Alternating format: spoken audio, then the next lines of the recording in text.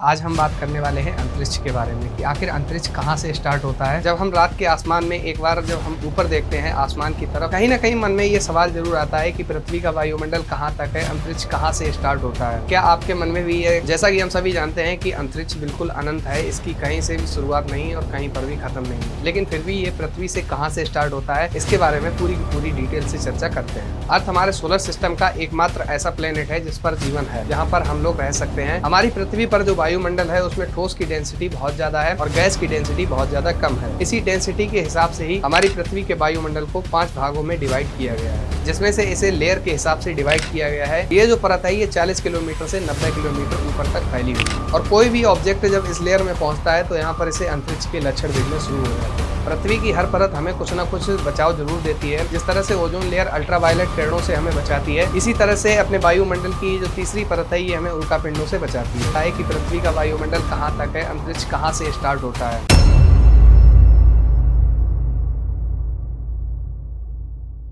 नमस्कार दोस्तों, स्वागत है आप सभी का आज एक नई वीडियो में। आज हम बात करने वाले हैं अंतरिक्ष के बारे में कि आखिर अंतरिक्ष कहाँ से स्टार्ट होता है। जब हम रात के आसमान में एक बार जब हम ऊपर देखते हैं आसमान की तरफ, कहीं ना कहीं मन में ये सवाल जरूर आता है कि पृथ्वी का वायुमंडल कहाँ तक है, अंतरिक्ष कहाँ से स्टार्ट होता है। क्या आपके मन में भी ये सवाल कभी आया है? अगर आया है तो ये वीडियो आपके लिए है, ये वीडियो आपको जरूर देखनी चाहिए। तो चलिए आज की इस वीडियो को स्टार्ट करते हैं। जैसा कि हम सभी जानते हैं कि अंतरिक्ष बिल्कुल अनंत है, इसकी कहीं से भी शुरुआत नहीं और कहीं पर भी खत्म नहीं है, लेकिन फिर भी ये पृथ्वी से कहाँ से स्टार्ट होता है इसके बारे में पूरी की पूरी डिटेल से चर्चा करते हैं। अर्थ हमारे सोलर सिस्टम का एकमात्र ऐसा प्लेनेट है जिस पर जीवन है, जहाँ पर हम लोग रह सकते हैं। पृथ्वी हमारे लिए बहुत ज्यादा इंपॉर्टेंट है क्योंकि हम लोग यहाँ पर रहते हैं और इसलिए भी इंपॉर्टेंट है क्योंकि यहाँ पर जीवन संभव है। हमारे सोलर सिस्टम में बहुत सारे ग्रह हैं, लेकिन कोई भी ऐसा ग्रह नहीं है जिसके पास अपना वायुमंडल हो। हमारी पृथ्वी के पास खुद का वायुमंडल है और अगर हमारे सोलर सिस्टम में किसी भी ग्रह के पास कोई वायुमंडल है तो वो उस टाइप का नहीं है जहाँ पर हम इंसान रह सके। किसी भी ग्रह पर जीवन होने के लिए वायुमंडल बहुत ज्यादा आवश्यक होता है, इसलिए कि वहाँ पर जितनी भी प्राकृतिक घटनाएं हैं वो सारी की सारी आपस में चलती रहे और पानी का जो रिसाइकल है वो भी बहुत ज्यादा इंपॉर्टेंट हो जाता है। पृथ्वी पर समुद्र तल से जैसे हम ऊपर आसमान की तरफ बढ़ते जाते हैं तो यहाँ पर टेम्परेचर जो है माइनस की ओर बढ़ता चला जाता है। पृथ्वी पर समुद्र तल से जब हम ऊपर आसमान की ओर बढ़ते जाते हैं तो यहाँ से वायुमंडल धीरे धीरे समाप्त होता जाता है और अंतरिक्ष शुरू होता जाता है और जो डस्ट पार्टिकल्स हैं वो भी बहुत ज्यादा कम होते जाते हैं। अभी डस्ट पार्टिकल्स क्या है, जैसा कि हम सभी लोगों ने बचपन में पढ़ा होगा, अगर नहीं पढ़ा है तो मैं आपको बता देता हूँ। जैसे कि ठोस जो होता है, ठोस के जो पार्टिकल होते हैं वो बहुत ज्यादा पास में होते हैं और यहीं पर जो लिक्विड होता है उसके पार्टिकल ठोस से, लेकिन जो लिक्विड के पार्टिकल होते हैं वह ठोस से कहीं ज्यादा दूर होते हैं और जो गैस होती है इसके पार्टिकल्स और ज्यादा दूर होते हैं। जैसे जैसे एल्टीट्यूड बढ़ता जाता है तो डस्ट पार्टिकल जो है वो कम होते जाते हैं। हमारी पृथ्वी पर जो वायुमंडल है उसमें ठोस की डेंसिटी बहुत ज्यादा है और गैस की डेंसिटी बहुत ज्यादा कम है। इसी डेंसिटी के हिसाब से ही हमारी पृथ्वी के वायुमंडल को 5 भागों में डिवाइड किया गया है, जिसमें से इसे लेयर के हिसाब से डिवाइड किया गया है। उस लेयर में क्या क्या होता है उसके बारे में हम चर्चा करते हैं। पृथ्वी के वायुमंडल को 5 भागों में डिवाइड किया गया है और इसे समझना बहुत ज्यादा हमारे लिए जरूरी है क्योंकि हम यहीं से समझ पाएंगे कि पृथ्वी के बाद अंतरिक्ष कहाँ से शुरू होता है। हमारी पृथ्वी की पहली लेयर का नाम ट्रोपोस्फेयर है और ये वायुमंडल से और ये हमारे वायुमंडल की पहली परत है जो समुद्र तल से 12 किलोमीटर ऊपर तक फैली हुई है। और जो वायुमंडल की पहली परत है ये हम इंसानों के लिए बहुत ज्यादा इंपॉर्टेंट है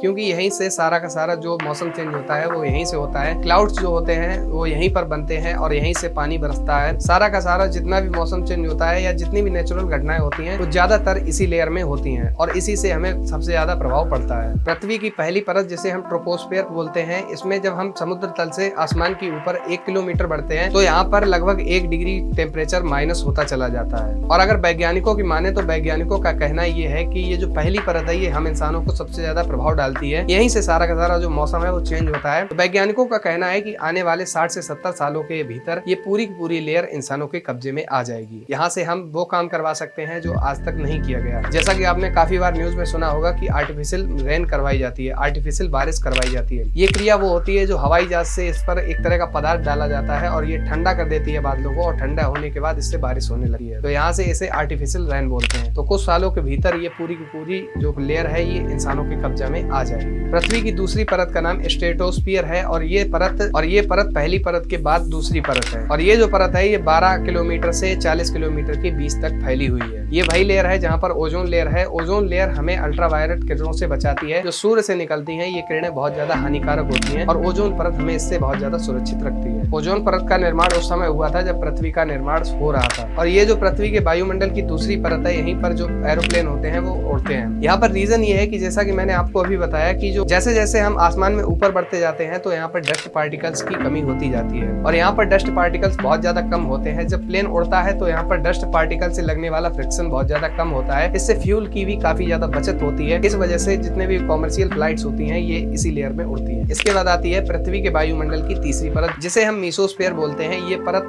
पृथ्वी के वायुमंडल की दूसरी परत के बाद आसमान में तीसरी परत है और ये जो परत है ये 40 किलोमीटर से 90 किलोमीटर ऊपर तक फैली हुई है और कोई भी ऑब्जेक्ट जब इस लेयर में पहुंचता है तो यहाँ पर इसे अंतरिक्ष के लक्षण दिखने शुरू हो जाते हैं। पृथ्वी की हर परत हमें कुछ न कुछ बचाव जरूर देती है। जिस तरह से ओजोन लेयर अल्ट्रावायलेट किरणों से हमें बचाती है, इसी तरह से अपने वायुमंडल की जो तीसरी परत है ये हमें उल्कापिंडों से बचाती है। पहले तो आपको ये समझाते हैं उल्कापिंड आखिर क्या होता है। उल्कापिंड हम उसे कहते हैं जब कोई पत्थर तेजी से अंतरिक्ष से पृथ्वी के वायुमंडल में प्रवेश करता है तो उसे हम उल्कापिंड कहते हैं। अब ये जो परत है ये हमें उल्कापिंड से भी बचाती है। उसके पीछे का रीजन ये है, जब कोई उल्कापिंड पृथ्वी के वायुमंडल में प्रवेश कर रहा होता है उस टाइम पर ये जो परत है ये उल्कापिंड को जलाकर राख कर देती है। जो छोटे छोटे पत्थर होते हैं उन्हें जलाकर राख कर देती है और जो काफी बड़े पत्थर होते हैं जो जलकर राख नहीं हो पाते हैं वो नीचे जमीन पर गिर जाते हैं। तो इस तरह से ये जो पृथ्वी की तीसरी परत है ये भी हमें उल्कापिंडों से बचाती है। इसके बाद आती है पृथ्वी की चौथी लेयर, जिसे हम थर्मोस्फीयर बोलते हैं और ये जो परत है ये पृथ्वी के समुद्र तल से 90 किलोमीटर से 600 किलोमीटर तक फैली हुई है। इस परत का तापमान -100 डिग्री से 1200 डिग्री के बीच में रहता है। ये वही लेयर है जहाँ से पृथ्वी पर बैठे वैज्ञानिक जो सैटेलाइट छोड़ते हैं ये इसी लेयर में पृथ्वी को ऑर्बिट करती हैं और हमारा जो ISS है मतलब इंटरनेशनल स्पेस स्टेशन ये भी इसी परत में अर्थ को ऑर्बिट करता है। इसके बाद आती है पृथ्वी की वायुमंडल की पांचवी परत और आखिरी परत और ये जो परत है ये पृथ्वी के समुद्र तल से 600 किलोमीटर से 1,90,000 किलोमीटर तक होती है और ये जो पृथ्वी के वायुमंडल की पांचवी परत है यहीं से पृथ्वी का वायुमंडल खत्म हो जाता है, समाप्त हो जाता है और यहीं से अंतरिक्ष स्टार्ट हो जाता है। लेकिन इसके कोई ठोस सबूत नहीं है कि यहीं से अंतरिक्ष स्टार्ट होता है। इसके बारे में कई सारी थ्योरी हैं जहां पर बताया गया है कि अंतरिक्ष कहां से स्टार्ट होता है। उसमें से सबसे ज्यादा पॉपुलर थ्योरी है, कार्मन ने ये थ्योरी दी थी। उनकी थ्योरी के अनुसार ये कहा गया था कि पृथ्वी को और अंतरिक्ष को इस हिसाब से बांटा जाए कि जहां पर कोई भी एयरक्राफ्ट आसानी से उड़ ना सके। कामरन ने जो अपनी थ्योरी दी है इन्होंने इसमें इस बात का ध्यान रखा है कि पृथ्वी का जो एटमॉस्फेयर प्रेशर है और अंतरिक्ष का जो एटमॉस्फेयर प्रेशर है वो अलग अलग रहे, क्योंकि जब हम पृथ्वी पर रहते हैं तो पृथ्वी पर एटमॉस्फेयर प्रेशर अलग होता है और अंतरिक्ष में अलग होता है। तो इस हिसाब से इसे डिवाइड किया गया था। जहां पर इसे डिवाइड किया गया है उसके ऊपर कोई भी एयरक्राफ्ट ना उड़ सके, क्योंकि कामरन लाइन के बाद से यहाँ पर किसी भी तरह का डस्ट पार्टिकल नहीं होता है, किसी भी तरह का कोई फ्रिक्शन नहीं होता है। फिजिसिस्ट कामरन ने पृथ्वी को और अंतरिक्ष को जब डिवाइड किया था तो इसके बीच जो इमेजिनरी लाइन की गई थी उसका नाम कामरन लाइन रख दिया गया और कामरन लाइन के बाद से ही अंतरिक्ष स्टार्ट हो जाता है और कामरन लाइन पृथ्वी पर समुद्र तल से 83 किलोमीटर ऊपर तक है। जब हम पृथ्वी के समुद्र तल से 83 किलोमीटर ऊपर पहुंचते हैं तो यहाँ से अंतरिक्ष शुरू हो जाता है और अंतरिक्ष वो जगह है जहाँ पर किसी भी प्रकार का कोई भी वायुमंडल नहीं है, किसी भी प्रकार की कोई हवा नहीं है,